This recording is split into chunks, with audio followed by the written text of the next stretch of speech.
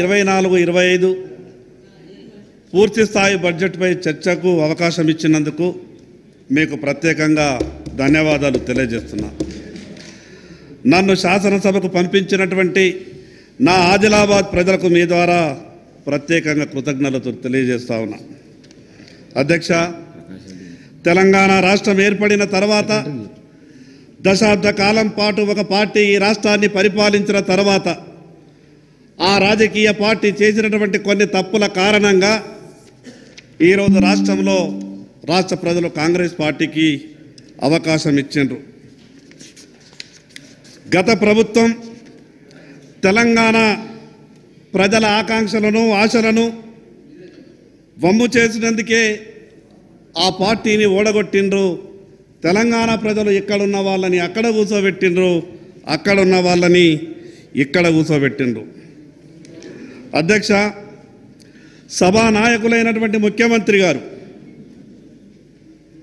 ఎన్నికల సమయంలో వారిచ్చినటువంటి వాగ్దానాలు, ముఖ్యమంత్రిగా అయిన తర్వాత సభా నాయకులకు ఉన్నటువంటి ముఖ్యమంత్రి గారి ఆతృత, ఆలోచన విధానం చూస్తే ఇచ్చిన హామీలన్నీ కూడా నెరవేరుస్తారని, నెరవేర్చాలని నా తరపున ప్రభుత్వానికి విజ్ఞప్తి చేస్తా ఉన్నాను. అధ్యక్ష, గతంలో పరిపాలించినటువంటి గత ప్రభుత్వ బీఆర్ఎస్ అహంకార నియంతృత్వ పాలనతో విసుగు చెందినటువంటి ప్రజలు మీరిచ్చినటువంటి ఆ వాగ్దానాలను నమ్మి ఈ రాష్ట్రంలో మీకు అధికారం ఇచ్చిండ్రు. ఈ ప్రభుత్వం ప్రవేశపెట్టినటువంటి బడ్జెట్ చూస్తే పైన పటారం లోన లొటారం అన్నట్టున్నది. మొత్తం అంకెల గారడి తప్పితే ఎక్కడా కూడా వాస్తవాలను చెప్పేటటువంటి ప్రయత్నం చేయలేదు. గ్యారంటీల పేరుతో గద్దెనెక్కినటువంటి ప్రభుత్వం బడ్జెట్లో మాత్రం రాష్ట్ర ప్రజలకు ఎక్కడా కూడా గ్యారంటీ ఇచ్చేటటువంటి పరిస్థితి కనిపిస్తలేదు. ప్రభుత్వం ప్రవేశపెట్టినటువంటి 2,91,159 కోట్ల అంకెలు విన్న తర్వాత వినడానికి చాలా వినసొంపుగా ఉన్నది. రాష్ట్రంలో ఉన్న సమస్యలన్నీ పరిష్కరిస్తామనే విధంగా ఇచ్చిన హామీలన్నింటినీ అమలు చేస్తున్నట్టు ఆర్థిక మంత్రి గారు చెప్పే ప్రయత్నం చేసిండ్రు. అధ్యక్ష, నిజంగా ఈ రాష్ట్రం ఇంత ఆర్థిక పరిపుష్టితో ఉంటే ప్రభుత్వ ఉద్యోగులు, రిటైర్డ్ ఉద్యోగులు తమ జీవితాంతం కష్టపడి వివిధ రూపాల్లో ప్రభుత్వ ఖజానాలో దాచుకున్న డబ్బును 2 సంవత్సరాలుగా ట్రెజరీల చుట్టూ తిరుగుతున్నారు. నయా పైసా కూడా వారి ఖాతాలలో చేర్తలేదు. అధ్యక్ష, ఒక్కసారి గ్రామీణ పరిస్థితి, ఈరోజు గ్రామ పంచాయతీలు కొట్టుమిట్టాడుతున్నాయి. గ్రామ పంచాయతీలలో బ్లీచింగ్ పౌడర్కు కూడా డబ్బులు లేవు. మున్సిపాలిటీలో బుగ్గలు పెట్టడానికి పైసలు లేవు. గ్రామ పంచాయతీ ట్రాక్టర్లకు డీజిల్ లేదు. పారిశుద్ధ్య కార్మికులకు జీతాలు లేవు. కానీ ఆర్థిక మంత్రి గారు అవేవి ఈ రాష్ట్రానికి సంబంధం లేనట్టు ఈ అంశాలన్నీ కూడా జోడించకుండా కేవలం అందమైన పెద్ద పెద్ద పదాలతో, అంకెలతో బడ్జెట్ తయారు చేసినట్టు అనిపిస్తూ ఉన్నది. అధ్యక్ష, ఒకరోజు ముందు తెలంగాణ రాష్ట్ర బడ్జెట్ ప్రవేశపెట్టడానికన్నా ఒకరోజు ముందు కేంద్ర బడ్జెట్ మీద శాసనసభలో జరిగినటువంటి చర్చ, ఒకసారి చర్చ అని, మరోసారి తీర్మానమని, ఇంకొకసారి నిరసన అని ఎన్డీఏ ప్రభుత్వాన్ని, నరేంద్ర మోడీ గారిని, భారతీయ జనతా పార్టీని, ఈ రాష్ట్రం నుండి కేంద్రంలో ప్రాతినిధ్యం వహిస్తున్నటువంటి కేంద్ర మంత్రులను అనరాని మాటలు అన్నటువంటి తీరు చూస్తే కొంత బాధ కలిగింది. అధ్యక్ష, మాట్లాడుతూ కొందరు సభ్యులు అసలు రాష్ట్రాలు లేకుంటే కేంద్రం ఎక్కడిదని, రాష్ట్రాలే కేంద్రానికి ఆదాయాన్ని సమకూరుస్తున్నాయి కదా, మేము అడిగింది ఇవ్వకుంటే మీ సంగతి చూస్తామనే విధంగా భారతీయ జనతా పార్టీ మంత్రులు ఈ తెలంగాణ రాష్ట్రంలో ఎట్లా తిరుగుతారని ఒకరంటే ఇంకొకరు రకరకాల మాటలు మాట్లాడి ఇబ్బంది పెట్టే ప్రయత్నం చేసిండ్రు.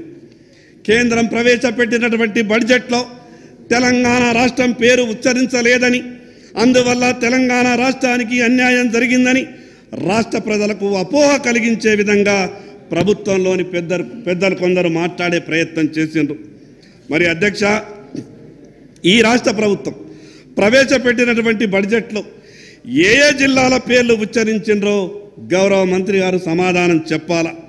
మొన్న ప్రభుత్వ పెద్దలు ఈ సభలో మాట్లాడినట్టుగానే ఆయా జిల్లాల ప్రజలు మా జిల్లా పేరును బడ్జెట్లో తీసుకోలేదని, మా జిల్లాకు నిధులు కేటాయించలేదని, మా జిల్లాను అశ్రద్ధకు గురి చేశారని జిల్లాలో ప్రజలు ప్రభుత్వ బడ్జెట్కు వ్యతిరేకంగా తీర్మానం చేస్తే, జిల్లాలు లేనిది రాష్ట్రం లేదని, రాష్ట్రానికి ఆదాయం జిల్లాల నుంచే వస్తున్నదని మీరు మాట్లాడినట్టుగానే జిల్లాలో ఉన్నటువంటి ప్రజలు మాట్లాడలేరా?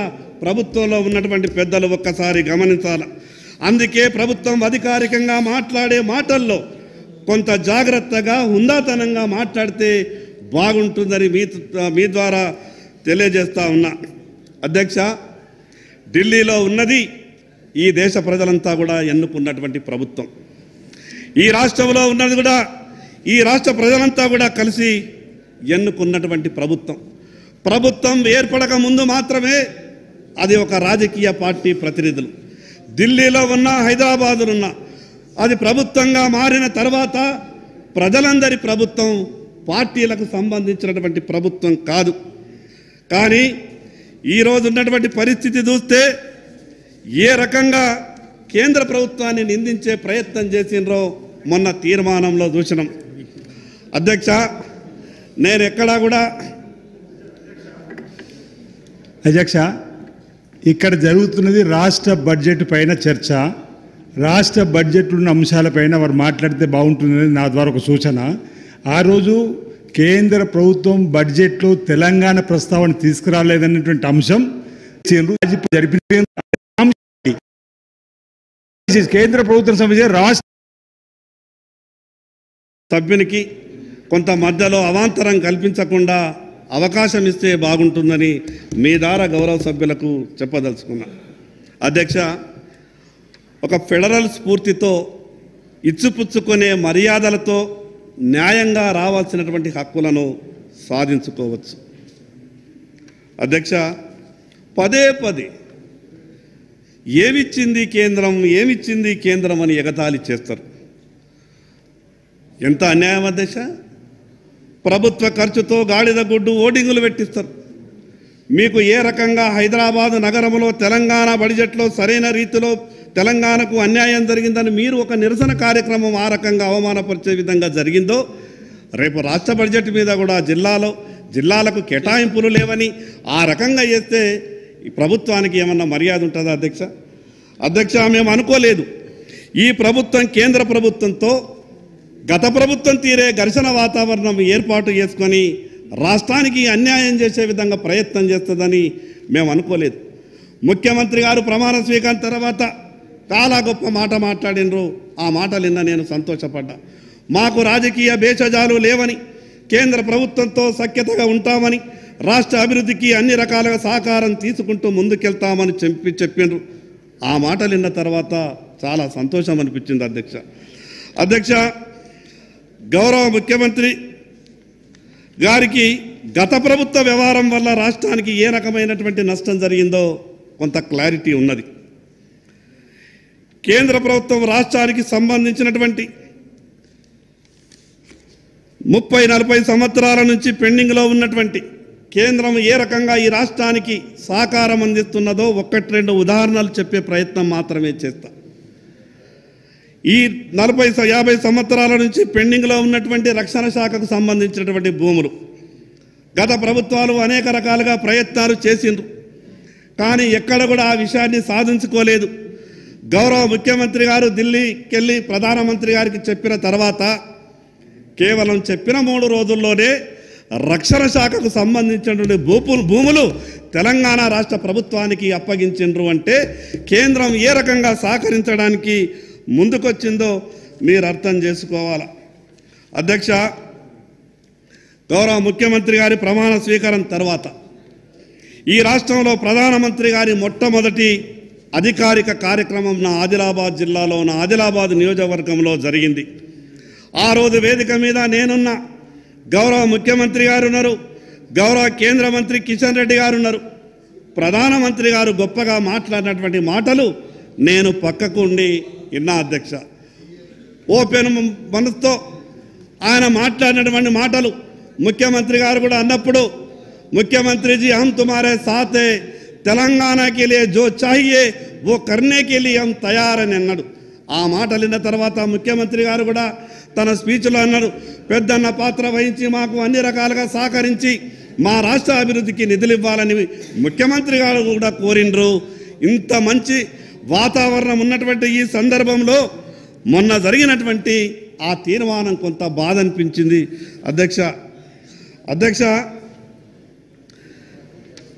నేను స్వయాన నా ఆదిలాబాద్కు అతి ముఖ్యమైనటువంటి కొన్ని సమస్యల మీద, అది ఆదిలాబాద్ రైల్వే ఓవర్ బ్రిడ్జ్ కావచ్చు, కోటా చెనాక ప్రాజెక్టుకు సంబంధించిన నిధులు కావచ్చు, భూసేకరణకు సంబంధించిన నిధులు, కుప్టీ ప్రాజెక్టు మంజూరీ కొరకు, సాత్నాల ప్రాజెక్టు నిధుల కొరకు, కడెం మధునీకరణ కొరకు, 30 సంవత్సరాలుగా మూతబడి ఉన్నటువంటి ఆదిలాబాద్ సిమెంట్ ఫ్యాక్టరీ కొరకు, ఎన్నో సంవత్సరాలుగా పెండింగ్లో ఉన్నటువంటి ఆదిలాబాద్ ఎయిర్పోర్ట్ కొరకు నేను మంత్రులను ముఖ్యమంత్రి గారిని కూడా కలవడం జరిగింది. ఈ సందర్భంగా ఒక విషయం మాత్రం ముఖ్యమంత్రి గారు గొప్పతనాన్ని ఒక విషయం ఈ సభాముఖంగా చెప్పదలుచుకున్నా. నేను ఎన్నిసార్లు ముఖ్యమంత్రి గారి దగ్గరికి వెళ్ళినా సానుకూలంగా మర్యాదగా ఇచ్చినటువంటి ప్రతి మాటని వినే ప్రయత్నం చేసిండ్రు. ఎందుకు ఈ పదం నేను ఉపయోగిస్తున్నా అంటే, మంచి ఎక్కడ జరిగినప్పుడు మంచి మాట్లాడాలి. గత ప్రభుత్వంలో గత ముఖ్యమంత్రి గారికి కలవాలంటే మంత్రులకు కూడా అవకాశం లేకుండే అని మాట్లాడుతుండే, ఎమ్మెల్యేలకు కూడా అవకాశం లేకుండే అని మాట్లాడుతుండే. కేవలం మేము ప్రభుత్వాన్ని విమర్శించడమే కాదు, ప్రభుత్వం తరపున ఎవరైనా మంచి చేస్తే, ప్రభుత్వంలో ఉన్నటువంటి పెద్దలకు కొన్ని మంచి గుణాలు ఉంటే దాన్ని మంచిగానే చెప్పే ప్రయత్నం చేస్తాం. మరి నేను ముఖ్యమంత్రి గారికి ఆర్జీలు ఇచ్చిన, మంత్రులకు ఆర్జీలు ఇచ్చిన అంత మాత్రాన ఈ తెలంగాణ బడ్జెట్లో నేను ఇచ్చినటువంటి ఆర్జీలకన్నీ అన్నింటికి ఏమైనా బడ్జెట్లు కేటాయించిండ్రా? మరి కేటాయించలేదు కాబట్టి నేను నా ఇష్టం ఉన్నట్టు ముఖ్యమంత్రి గారు బాగా లేరని, ముఖ్యమంత్రి గారు మొత్తంగా అన్యాయం చేసిందని, ముఖ్యమంత్రి గారు ఇట్లున్నారని ఆ రకమైనటువంటి భాషను ఉపయోగిస్తే నా జిల్లా ప్రజలకు, నా నియోజకవర్గ ప్రజలకు ఏమైనా న్యాయం జరుగుతుందా ఒక్కసారి ఆలోచించాల అధ్యక్ష. గడిచిన 10 ఏళ్లలో కేంద్ర ప్రభుత్వం తెలంగాణ రాష్ట్రానికి దాదాపు 10 లక్షల కోట్లు ఇచ్చింది. ఈ సంగతి ప్రభుత్వానికి తెలుసు, గత ప్రభుత్వం కూడా తెలుసు. కానీ భారతీయ జనతా పార్టీ మీద నిందలేస్తే ఏమైనా లాభం జరుగుతుందేమో అని గత ప్రభుత్వం ఆలోచించింది. ఏం జరిగింది అధ్యక్ష? గత ప్రభుత్వానికి లాభం ఏం జరిగింది? గతంలో ఉన్నటువంటి టీఆర్ఎస్ పార్టీకి లాభం భారతీయ జనతా పార్టీని నిందించడం వల్ల, నరేంద్ర మోడీ గారిని నిందించడం వల్ల లాభం ఏం జరగదు అధ్యక్ష. ఏం జరిగిందో వాళ్ళకు తెలుసు, ప్రజలు ఏ రకంగా వాళ్ళకి శిక్షించిందో తెలుసు. ఆ బాటలోనే మీరెందుకు ప్రయాణం చేస్తారని సగౌరవంగా మీ ద్వారా ప్రభుత్వానికి చెప్పదలుచుకున్న అధ్యక్ష. గత ప్రభుత్వం ఈ ప్రభుత్వం ప్రవేశపెట్టినటువంటి బడ్జెట్లు చూస్తే, నేను గత ప్రభుత్వం ప్రవేశపెట్టినటువంటి బడ్జెట్లు కూడా కొంత చదివే ప్రయత్నం చేసిన, పెద్ద తేడాలు ఏమి లేవు అధ్యక్ష. వాళ్ళు వీళ్ళు తేడాలు ఏమి లేదు. వాళ్ళు చేసింది ఏందనంటే, గత ప్రభుత్వంలో ఉన్నప్పుడు ఈ రాష్ట్రంలో ప్రజల ఆరోగ్యానికి సంబంధించినటువంటి ఏదైతే ఎక్సైజ్ ఉన్నదో ఆ ఎక్సైజ్ మీద ఉన్నటువంటి ఆదాయాన్ని దాదాపు 7,000 పైచలకు పెంచుకునే ప్రయత్నం చేసిండ్రు. ఇంకో పక్క ఆర్థిక మంత్రి గారు ఒక విషయం చెప్పిండ్రు. అంతకుముందు కూడా కాంగ్రెస్ పెద్దలు మాట్లాడుతుండే, ఈ రాష్ట్రంలో ఉన్నటువంటి భూములన్నీ అమ్మేసిండ్రు, భవిష్యత్తంతా అంధకారం చేస్తున్నామని. భూములమ్మి వాళ్ళు 6,000 కోట్లు జమ చేస్తే వీళ్ళేమో 10,000 కోట్లు జమ చేస్తామని అంటారు. అవి ఎట్లా అమ్ముతారో, ఏవి అమ్ముతారో, జిల్లాలు అమ్ముతారా, రాష్ట్రం అమ్ముతారా, ఎవరి అమ్ముతారో క్లారిటీ లేదు. మళ్ళీ ఇంకొక పద్దు పెట్టిన అధ్యక్ష, 14,000 కోట్లు అదనంగా సేకరిస్తామని. ఎక్కడికి వెళ్ళి సేకరిస్తారు అధ్యక్ష? ఈ శాసనసభలో పెట్టేటటువంటి ప్రతి పద్దు మీద ఒక క్లారిటీ ఉండాలి. అది 500 కాదు, 200 కోట్లు కాదు, 14,000, 15,000 కోట్లని ఏ రకంగా సేకరిస్తారో శాసనసభ ద్వారా ఈ రాష్ట్ర ప్రజలకు కూడా తెలియాల్సినటువంటి అవసరం ఉంటుంది అధ్యక్ష. ఎన్నికల సమయంలో కాంగ్రెస్ పార్టీ 6 గ్యారంటీలు ఇచ్చింది. ఇతర హామీల విషయంలో బడ్జెట్లో ఏ రకంగా కేటాయింపులు ఉన్నాయో బడ్జెట్ పుస్తకం చదివినటువంటి సభ్యులందరికీ కూడా అర్థమైంది. అధ్యక్ష, రైతులందరికీ పంట రుణాల మాఫీ అన్నారు. ఈ వార్త విన్నటువంటి ప్రతి మనిషి, ఏ రాజకీయ పార్టీ రైతైనా సరే సంతోషపడ్డాడు. ఎన్నికల్లో వాగ్దానం చేసిండ్రు, అందుకు 31,000 కోట్ల రూపాయల నిధులు కావాలన్నారు. మీకు ఈ లెక్క ఎట్లొచ్చిందో మాకు తెలుస్తలేదు. మాకున్న సమాచారం మేరకు తెలంగాణ రాష్ట్రంలో 64,90,000 మంది రైతులు 79,000 కోట్ల షార్ట్ టర్మ్ క్రాప్ లోన్స్ తీసుకున్నారు.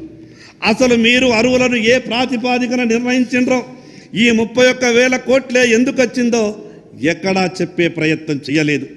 మీరిచ్చినటువంటి 11 లక్షల మంది రైతులకు 6,000 కోట్లు ఏ ప్రాతిపాదికన మాఫీ చేసిండ్రో దాంట్లో కూడా గందరగోళం ఉన్నది. మిగతా రుణాలు ఎప్పుడు మాఫీ చేస్తారో చెప్పరు.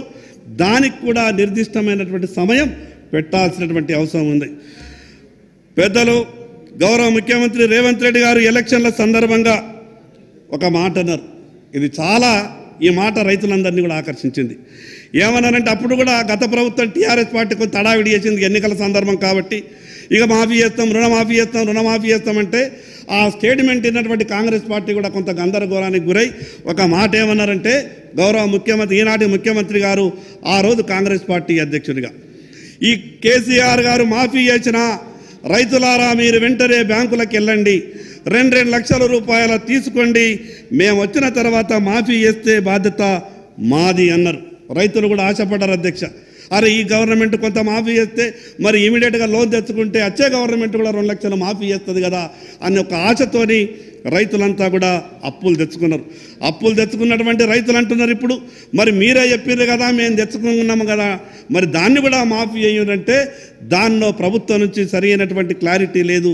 దాంట్లో కూడా ఒక గందరమైనటువంటి పరిస్థితి ఉన్నది. రైతు భరోసా, తెలంగాణ రాష్ట్రంలో రైతులందరికీ పెట్టుబడి సాయం కింద అధికారంలోకి వస్తే రైతు భరోసా పేరుతో ఎకరానికి 15,000 చొప్పున ఇస్తామని చెప్పిండ్రు. ఆశపడ్డటువంటి రైతులు గంప గుత్తగా ఓట్లేసిండ్రు. 6 గ్యారంటీలలో మీరు ప్రకటించిండ్రు. తెలంగాణలో సాగవుతున్నటువంటి భూమి 1,30,00,000 ప్రభుత్వ లెక్కలే చెప్తున్నాయి. అదంతా భూమికి పెట్టుబడి సాయం వస్తుందని ఆశించినాం. సుమారుగా మొత్తం 20,000 కోట్లు రైతు భరోసా అమలుకు కావాలా? మరి మీరు పెట్టినటువంటి ఆ పద్ధతులు చూసినా, బడ్జెట్లో ఉన్నటువంటి సహకారం చూసినా ఆ రైతు భరోసా అందరికీ అమలయ్యేటటువంటి పరిస్థితి లేదు. ఇంకా గొప్పగా చెప్పిన ఒక మాట, ఎందుకంటే వాళ్ళకు వాస్తవంగా బాధలు ఉన్న వాళ్ళకే భరోసా ఇచ్చే ప్రయత్నం చేసిండ్రు మీరు. కౌలు రైతులకు కూడా 15,000 రూపాయలు ఇస్తామని చెప్పిండ్రు. బడ్జెట్లో మాత్రం కౌలు రైతుల గురించి ఊసే లేదు. గత ప్రభుత్వం గుట్టలకు, ప్లాట్లకు రైతు బంధు ఇచ్చిందని చెప్పిండ్రు. వాస్తవం, గత ప్రభుత్వం చేసినటువంటి తప్పులు చాలా ఉన్నాయి. వాళ్ళు తప్పులు చేసిండ్రనే కదా మీకు అధికారం ఇచ్చిండ్రు. మీరు కూడా ఇంకా వాళ్ళ బాటలో వాళ్ళు చెప్పినట్టే అబద్ధాలు ఎందుకు చెప్పే ప్రయత్నం చేస్తారు? కౌలు రైతుల గురించి కనీసం దాంట్లో ఎందుకు మాట్లాడలేదో ఈ శాసనసభ నుంచి రాష్ట్ర ప్రజలకు సమాధానం వెళ్ళాల. రైతు కూలీల పరిస్థితి, తెలంగాణ రాష్ట్రంలో మాకున్న సమాచారం మేరకు 54 లక్షల జాబ్ కార్డులు ఉన్నాయి. 1,11,00,000 మంది దీనిపై ఆధారపడుతున్నారు. ఈ లెక్కలు మీ ప్రభుత్వ లెక్కలే చెప్తున్నాయి. ఇందులో ఎవ్వరు రైతు కూలీలో ఏ రకంగా గుర్తిస్తారో, అసలు బడ్జెట్లో రైతు కూలీల గురించి ఎందుకు ప్రస్తావన లేదు? ఇది రాష్ట్ర ప్రజలకు ఇచ్చిన మాట తప్పడం కాదా? ఒక్కసారి ప్రభుత్వంలోని పెద్దలు ఆలోచించాలి. అధ్యక్ష, ఈ రాష్ట్రంలో ప్రధానమైనటువంటి హామీ 6 గ్యారెంటీలో వడ్లకు బోనస్ ఇస్తామని చెప్పిండ్రు. రైతుకు ఏ మాట చెప్పినా భరోసాతో నమ్ముతాడు అధ్యక్ష. అతి తొందరగా నమ్మేది ఈ రాష్ట్రంలో రైతే. ఏ పార్టీ వచ్చి ఏ మాట ఇచ్చినా నా బాధ దూరం అవుతుందేమో, నా కష్టం దూరం అవుతుందేమో ఒక ఆశతోని రైతు నమ్ముతాడు.